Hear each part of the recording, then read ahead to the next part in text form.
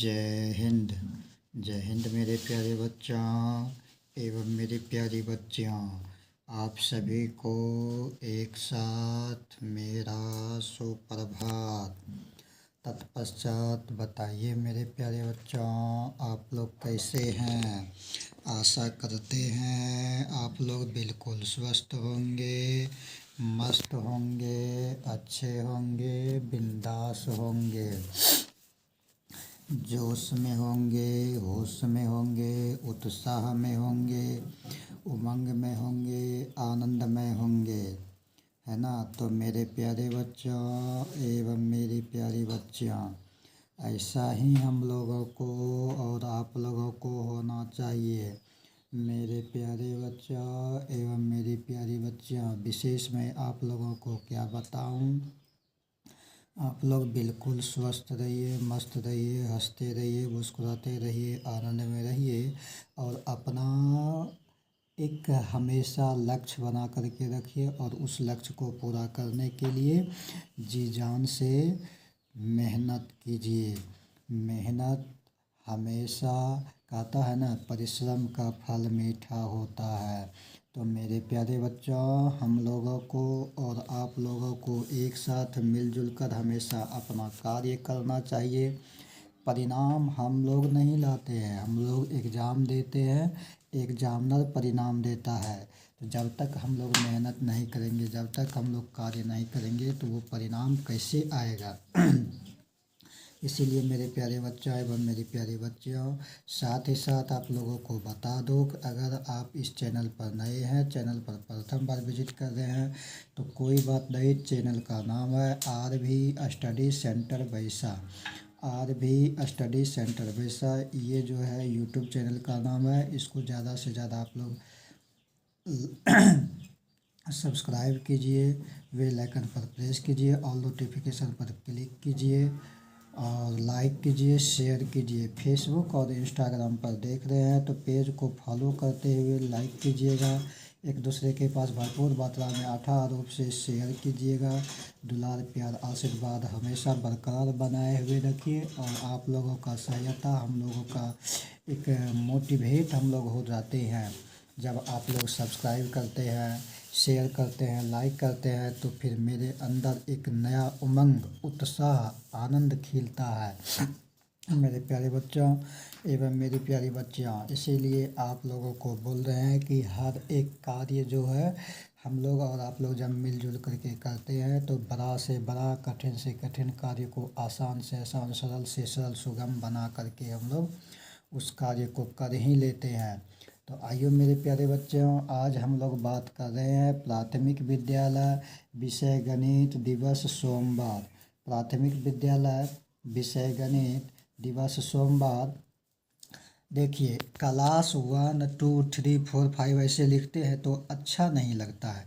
ये तो आप इतना समझ गए कि प्राथमिक विद्यालय में क्लास 1 से क्लास 5 तक आता है ना। मिडिल जो है मध्य विद्यालय में 6 से लेकर 8 तक और उच्च विद्यालय में 9 से लेकर 10 तक। इतना तो आप लोग पहले समझ चुके हैं और जानते ही हैं।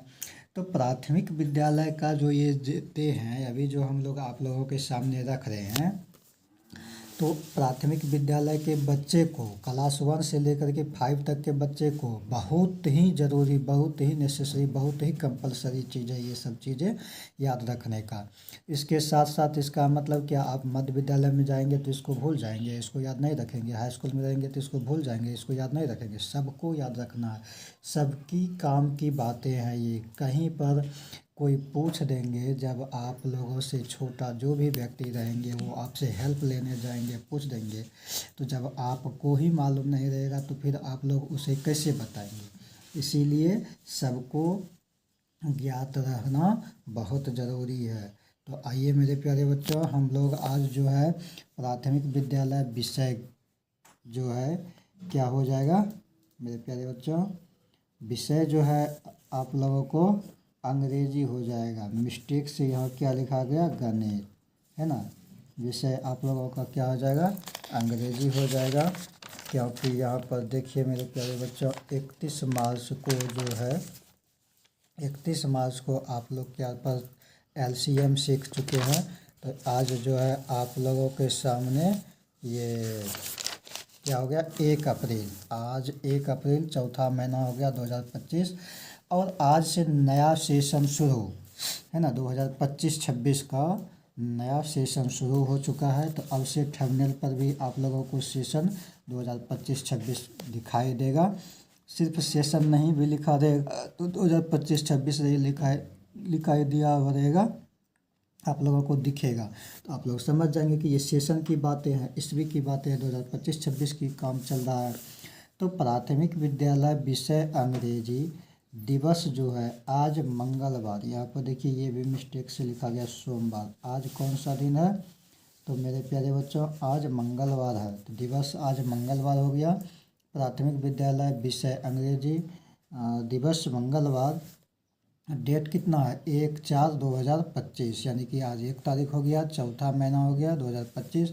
सेशन की बात करें तो 2025-26, और क्या लिखा हुआ है, शुरुआत से अंग्रेजी सीखे, मतलब हम लोग शुरुआत से अंग्रेजी सीखे, मतलब कैसे, जीरो से लेकर के हीरो बनेंगे, जीरो से अंग्रेजी सीखना प्रारंभ करेंगे और हीरो बन जाएंगे हम लोग। मतलब देखिए कहने का मतलब, अगर अ से लेकर के जब कोई नहीं जानता है तो अ से शुरुआत करता है सीखने का, अब वो जब गियो तक लिख लेता है तो अ से गियो तक जब लिख लेता है तो वो क्या हो गया, वो बच्चा अब नहीं रहा, अब वो हीरो बन गया, मतलब अब वो सीख चुका है। तो वही बात है। तो शुरुआत से अंग्रेजी सीखे 2025-26 सेशन का पार्ट 1 हम लोग आज जो है स्टार्ट करने जा रहे हैं, शुरुआत करने जा रहे हैं। तो मांस के बारे में आज हम लोग किस चीज़ के बारे में सीखेंगे, मांस के बारे में, है ना, meat, MEAT, meat, meat means क्या होता है, मांस होता है। तो देखिए हम प्रारंभ करते हैं, आइए दिल से पढ़ते हैं, दिल से समझते हैं, दिल से आगे बढ़ते हैं, शुरुआत करते हैं। नंबर 1 में क्या लिखा हुआ है, नंबर 1 में लिखा हुआ है मीट, MEAT, क्या हो गया, मीट हो गया, है ना। तो मीट का मतलब क्या हो जाएगा, मीट का मतलब मांस हो जाएगा, और आपका टॉपिक भी मीट ही है, मतलब मांस। जितना भी अभी वर्ड मीनिंग हम लोग जानेंगे वो सिर्फ और सिर्फ मांस के बारे में जानेंगे। अब मांस एक ही तरह का नहीं होता है, मांस एक ही तरह का नहीं होता है, हर एक तरह का होता है। तो कम से कम 10 तरह का, तो 8 से 10 या 10 से 12 तरह का तो ज़रूर हम लोग अभी सीखेंगे। तो नंबर 1 में मीट हो गया, मीट का मतलब मांस हो गया। अब चलिए नंबर 2 में, है ना, अब चलिए नंबर 2 में, नंबर 2 में क्या कहता है, बीफ, BEEF, क्या हो गया, बीफ हो गया, BEEF, बीफ, बीफ मीन्स गाय का मांस, है ना, बीफ का मतलब गाय का मांस हो गया। अब यहाँ से देखिए कितना प्रकार का मांस, ऐसे गौ माता का मांस हम लोगों के हिंदू धर्म में बोलना नहीं चाहिए, और लेकिन एक शिक्षा के उद्देश्य से, सीखने के उद्देश्य से, सीखने के जिज्ञासा से हम लोग इसको बीफ मीन्स जानते हैं कि गाय का मांस। कोई बोल देगा हिंदी में कि अच्छा गाय को मांस को क्या कहते हैं इंग्लिश में, तो आपको बोलना है सिर्फ बीफ। और अगर कोई इंग्लिश में पूछ दिया कि बीफ का मतलब क्या होता है, तो गाय का मांस, है ना। तो आइए इस तरह से हम लोग सीखते हैं। अब 3 नंबर में बोलेगा, अच्छा गाय का मांस होता है तो बछड़े का भी मांस होता होगा, तो ज़रूर होता है, गाय हुआ तो गाय के बाद बछड़ा हुआ तो बछड़े का तो मांस होता है, ज़रूर होता है।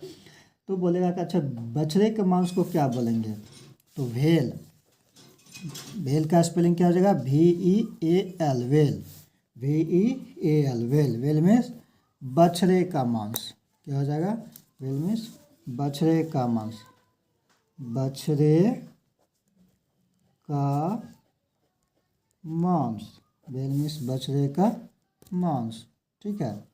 अब 4 नंबर में यहाँ आइए,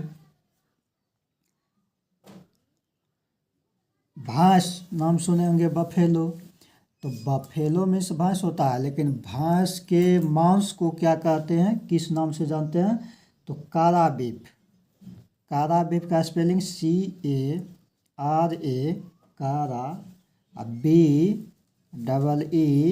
एफ बीफ। ये क्या हो गया? काला बीफ।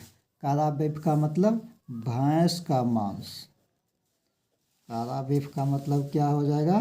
भैंस का मांस हो जाएगा। आज हम लोग काला बीफ का मतलब समझ चुके हैं कि भैंस का मांस होता है ना।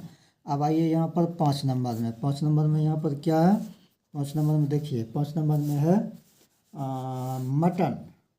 सिर्फ मटन जिसको बोलेंगे, है ना, तो मटन का मतलब होता है भेड़ का मांस। MUTTON, ये स्पेलिंग हो गया मटन का। MUTTON, मटन का ये क्या हो गया? स्पेलिंग हो गया। और मटन का मतलब क्या होता है? भेड़ का मांस। भेड़ का मांस, ये भेड़ का मांस जो है मटन हो गया। अब 6 नंबर में आइए। 6 नंबर में क्या आते हैं?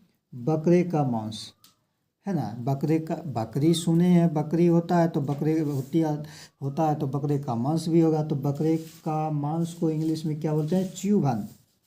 च्यूबन, स्पेलिंग CHEVON। CHEVON क्या हो गया? च्यूबन। च्यूबन मीन्स हो गया आपका बकरे का मांस। क्या हो गया?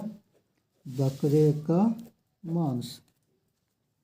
आइए 7 नंबर में। आप 7 नंबर में वेनिसन, VENISON, क्या हो गया? वेनिसन। अब वेनिसन का मतलब क्या हो गया? हिरन का मांस।